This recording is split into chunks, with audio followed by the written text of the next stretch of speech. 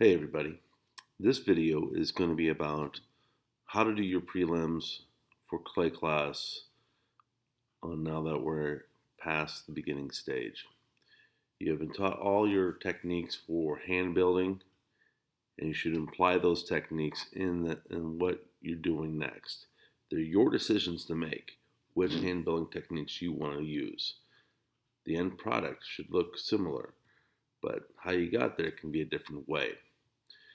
I've done some prelims here for what I'm going to build, and I want you to follow that model. So you write down everything that you can think of and how you're going to build it so that when you're building it, you are not stressed out from coming up to something you didn't plan for and then have to figure it out on the fly. You have made a plan, and it should be easier for you to adjust if you need be. Instead of adjusting to one problem, which would be easier than adjusting to 5. So take a look at the video and then get working. I hope you enjoy.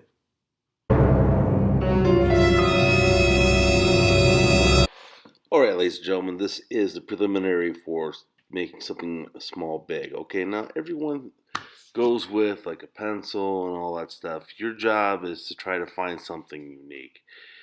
Something that no one's really quite done before. It's going to be a little hard, but a little brainstorming like I'm doing here might come up with some decent ideas. I eventually put down dog treat and other stuff. I thought of thimble, tack, remote control, whatever. But I went for with money clip. I thought that was a great idea. I haven't seen anyone do a money clip yet. I tell you all the time that one of the reasons why we do the prelims is because the first answer is not always the best answer. If someone's done it a million times over, it's not going to be that intriguing, it's not going to be that interesting. But if you find that one thing that no one's really kind of seen before, it is going to be interesting because no one's really seen someone do that before. It's new, novelty. As we go down, you can see I'm doing the money clip, I'm drawing it out, I'm putting a top on it, and you see I'm getting measurements. The first thing I did was draw out the basic shapes and then started refining it.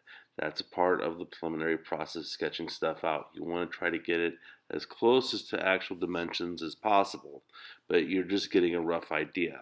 I'm putting measurements on there, how big I think I should make it. It's not set in stone. I can make it bigger, smaller, whatever. But that would be about my idea of what the dimensions should be, how big it should be, how big should the back be, the curve, and everything else. Let me see that there. I'm writing notes. It's up close. I put the Nightwing symbol in there because I like Nightwing, comic book guy. And I'm writing notes all the way around. Where am I going to put the bend? So forth. Again, here, this is the bottom. And I'm putting a little breather hole that a lot of money clips have so that it's easy to get the money in and out, uses less material. Boom. So I'm thinking of the bottom, the top, the sides. Again, you want to put as many notes as you possibly can and drawings as possibly can so that you have a clear view of how you're going to build this. How thick do you want the clay? Roughly around. You may change your plans as you go along. You may not. You want to have a clear idea of what you're going to do and how you're going to do it before you hit the clay. It's going to make the clay process that much faster. It's going to make it easier, and it's going to leave you ideas for more creativity along the way if you happen to do something. Here I'm doing a dog biscuit. Alright, I'm writing how thick I think the dog biscuit should be. I'm writing how wide it should be. I'm going to put 5 miles, the name of my dog, on it instead of milk bone. And then here I'm just kind of testing out the lettering, what kind of lettering I would want in it. So I'm going to carve this out. I'm just not going to carve out 5 miles and call it good. I'm putting more time and effort in the lettering and in the construction of it. It's fairly simplistic. It's a dog bone, but I want to make sure it's the best looking dog bone that anyone's ever seen. And that way they can be like, wow, you put some time and effort into that instead of just putting something out and saying, hey, it's good. Put I want more effort. I want your best effort.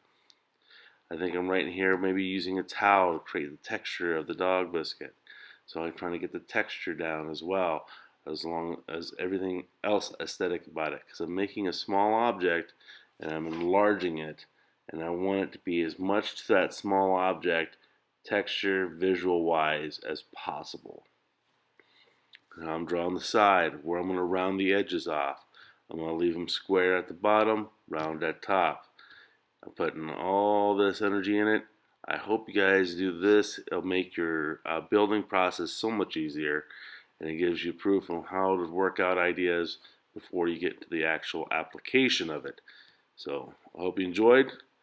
Can't wait to see the prelims and the end product.